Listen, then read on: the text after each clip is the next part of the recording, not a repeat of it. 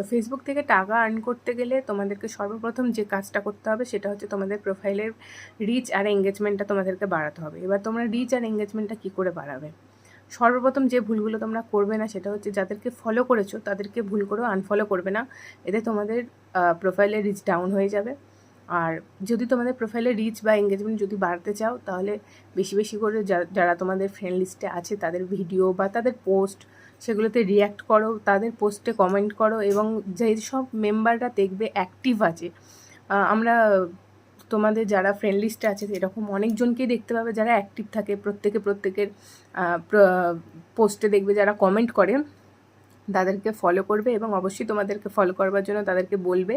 এইভাবে তোমরা active friends রাখবে প্রোফাইলের মধ্যে। অ্যাক্টিভ ফ্রেন্ডস রাখলে তারা তোমার পোস্টে কমেন্ট করবে এবং তুমিও যদি তাদের পোস্টে কমেন্ট করো বা রিয়্যাক্ট করো, তাতে তোমাদের রিচ আর এঙ্গেজমেন্টটা কিন্তু